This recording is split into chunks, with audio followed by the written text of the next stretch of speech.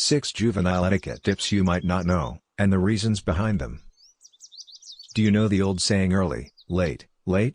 While this applies to business meetings and appointments, it does not necessarily apply to most social gatherings.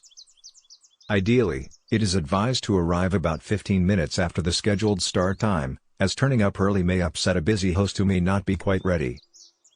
If you find yourself arriving sooner than expected, consider taking a leisurely walk, grabbing a coffee, or handling your phone until the action begins.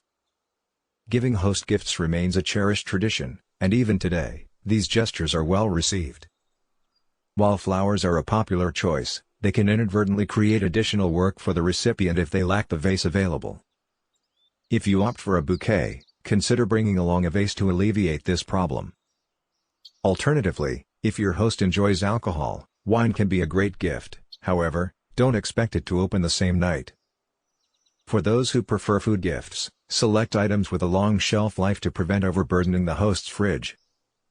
When you are introduced to someone, whether through a mutual acquaintance or by the individual themselves, it is customary to stand up as a sign of respect.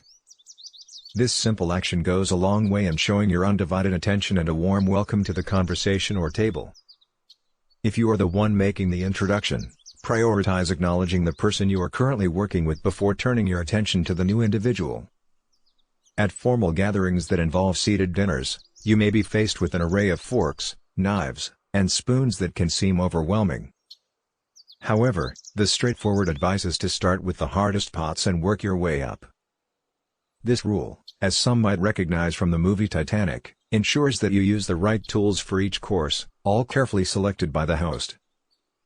Proper table setting involves more than just tools, and understanding its design with your own hands can be simplified.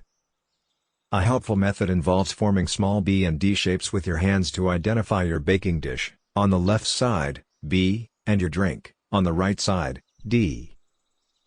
This technique prevents confusion and unintentional possession of other people's items. This ensures that you don't accidentally consume someone else's water or force your colleagues to eat their buttered bread straight from their dinner plate. Roasting usually takes place while the drink is being poured, either at the start of a meal or just before dessert. The host is usually the one who initiates the first toast, an acknowledgement of their role as event organizer and their potential prepared remarks.